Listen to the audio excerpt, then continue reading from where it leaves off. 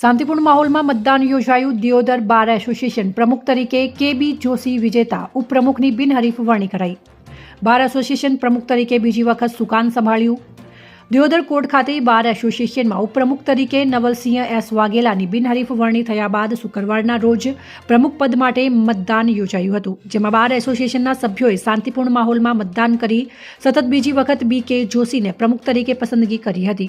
દિયોદર બાર એસોસિએશનમાં પ્રમુખ પદ માટે બી.કે. જોશી તથા આર.એસ. પટેલ બે સભ્યોએ ઉમેદવારી નોંધાવી હતી, જેમાં પ્રમુખ પદ માટે 62 મતદારોએ શાંતિપૂર્ણ માહોલમાં મતદાન કર્યું હતું, જેમાં બંને ઉમેદવારોની ઉપસ્થિતિમાં મતગણતરી હાથ ધરવામાં આવી હતી, જેમાં બી.કે. જોશી 10 મતથી વિજેતા થતા બાર એસોસિએશનના સભ્યોએ ફુલહાર પહેરાવીને સન્માન કર્યું હતું, જેમાં સતત બીજી વખત પ્રમુખ તરીકે પસંદગી કરવામાં આવતા વિજેતા બી.કે. જોશીએ આભાર વ્યક્ત કર્યો હતો અને ઉપપ્રમુખ તરીકે નવલસિંહ એસ વાઘેલાની પણ બિનહરીફ વરણી થતા આભાર વ્યક્ત કર્યો હતો। અહેવાલ પ્રદીપસિંહ વાઘેલા, દિયોદર, બનાસકાંઠા। દિયોદર બાર એસોસિએશનમાં ગત ટર્મમાં હું બિનહરીફ પ્રમુખ તરીકે હતું।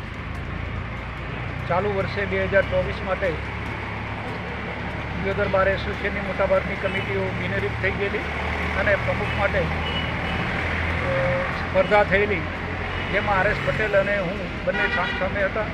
આજે પરિણામ આવી ગયું છે।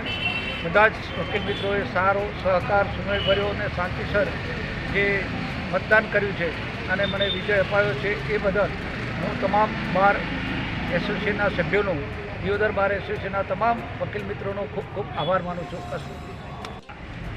દિયોદર બાર એસોસિએશનની ચૂંટણી યોજાઈ, જેમાં પ્રમુખ પદ માટે, ઉપપ્રમુખ, લાઇબ્રેરિયન અને ખજાનચી માટે અને સેક્રેટરી માટેની ચૂંટણી થયેલી, પરંતુ આજે ફક્ત પ્રમુખ માટે ચૂંટણી હતી।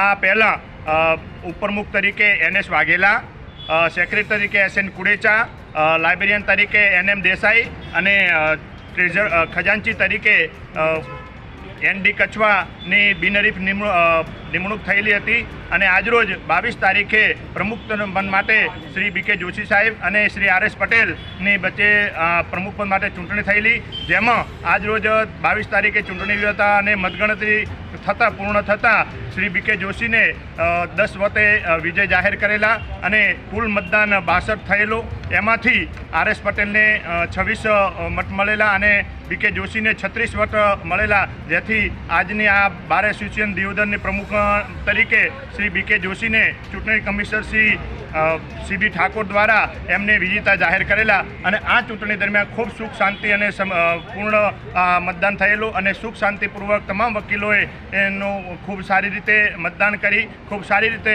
સુખ શાંતિથી આ ચૂંટણી અહીંયા પૂરી થયેલ છે અને ફરીથી તમામ બાર એસોસિએશનના તમામ વકીલ મિત્રોનો આ તબકે ખૂબ ખૂબ આભાર પણ વ્યક્ત કરીએ છીએ।